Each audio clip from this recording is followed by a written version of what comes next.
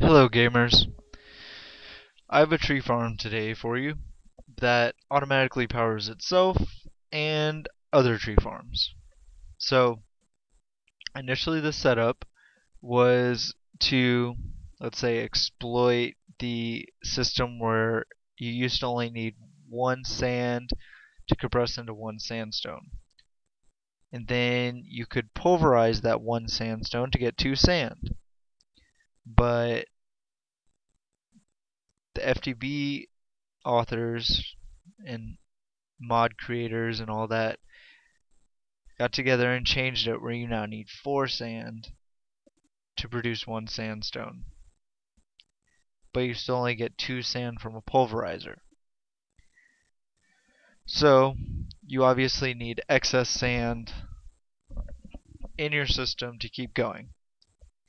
But still, the good part about pulverizing sandstone is you get niter, or a 10% chance to get niter. Now niter can be pulverized to get saltpeter, which is what this pulverizer is for. Saltpeter can then be used with sand. You actually get 2 saltpeter per niter, and you get fertilizer. So you get 4 fertilizer per niter. And so I'll show you how that's connected. I use an outarctic gate to come out and go into the top of here. I didn't go into the side because I really tried to condense the system to fit inside this tree farm. So I could have gone underground more and like staggered it and it would have looked better. But on a flat world, like I really don't have that much space to do much. So I just stuck with what it is right here. So I kind of looped it around. I used a sandstone so it wouldn't connect, like I said. It goes up and in. And then I used a diamond pipe to come out the side right here to make sure it went this way. And I did that. I did a diamond pipe here so it wouldn't go into this pulverizer. I didn't want the sand to go from this pulverizer to this pulverizer. I only want the niter to go into this pulverizer. And so the niter comes out of this pulverizer. After it's been pulverized into saltpeter, it goes into the chest, which I can't click, but you can see some sand floating around in there, which comes from this diamond pipe filtering it into here. And then I have 2 sand going black, so I want 2 to go back into the system and only 1 to go into here. And auto crafting tables allow you to, when placed next to a chest, they will automatically take it out of the chest and craft it. So that's why this crafting table is right there. It has an outarctic gate, another one, placed onto it so it can pull out and put it into here. Okay, so that was my initial setup. After that, I got a little stuck. I had like a leak in my system with niter and stuff, so I had to stop and evaluate it. But by the time I got back to it, the system was changed to the 4 sand and 1 sandstone. So I completely changed how I was going to work this, and that's why you see a bunch of diamond pipes, iron pipes, wooden pipes, and an igneous extruder over here. So if you already know what the igneous extruder does and the macerator does, then you're set. Because macerating cobblestone gives you sand. So there's your excess sand. And you see the plant balls going in here. If you macerate plant balls, you get dirt. So if you've done a tree farm before, you know dirt and fertilizer gives you humus, which you need humus. Oops. You need humus in an arboretum to make it work. So there you have the basic layout, and now I'll show you a little bit more in depth, like putting this all together so that all the auto crafting tables were connected to the chest was rather difficult. When I started down here and I connected the logger with this chest, I put, as you see, wood, apples, and saplings to red, so it goes in this chest. As you can see, there's wood, apple, and saplings in here. And you can see yellow has sand going out of it. And attaching this macerator to pull out and attach to these diamond pipes and not go in anything else was rather difficult. That's why I use iron pipes to set the direction that it goes in. If you don't know, iron pipes are extremely handy. You can see these two colored directions or solid directions, and that means that items are not allowed to go that way, but they're allowed to come through this way. So they can go this way, but they can't go this way. So basically what this iron pipe is saying is your only direction is this way. You can't go into this auto crafting table. So I have these diamond pipes going here and them going down and back around into the system, as you can see as it loops around and goes in.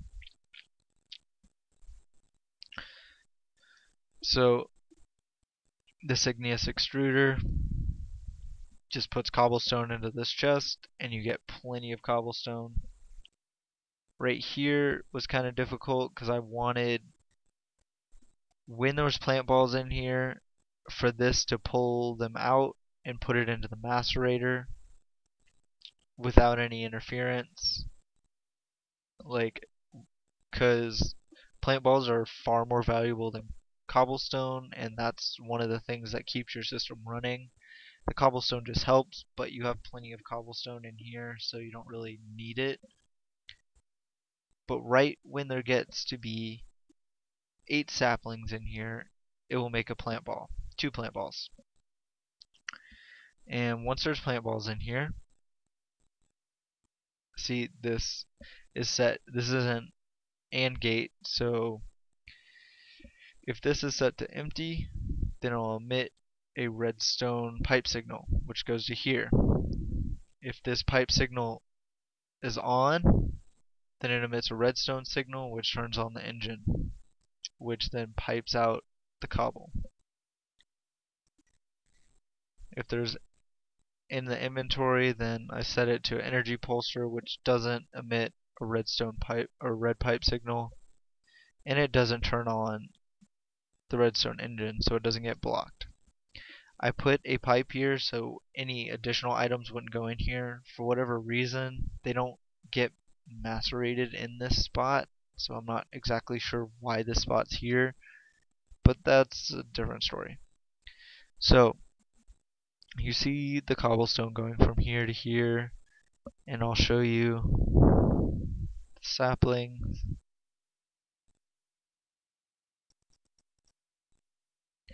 So I'll put 4 in there. You see it automatically gets taken out, it gets crafted, and it's going to get put into here. You see it's in here now. So now it's being taken out, and this redstone engine is off. And now it's back on because everything's out. Okay, so macerating the plant balls, you get some dirt, and then the dirt makes some hummus. So at first, before I put this chest here, as you can see, there's a large amount of excess, and it could easily power another tree farm. So I would suggest, instead of just making one tree farm, I would make a couple tree farms for this system, especially if you're going biomass and biofuel, because this system is extremely expensive to create.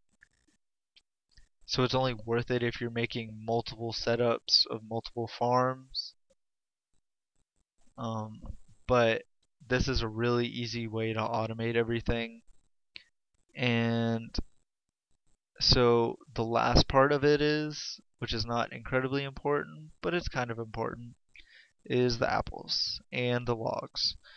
What do you do with them? Some people completely create charcoal. and some just leave it as wood. But I mean, sometimes you need wood, sometimes you need charcoal, so I made it do both.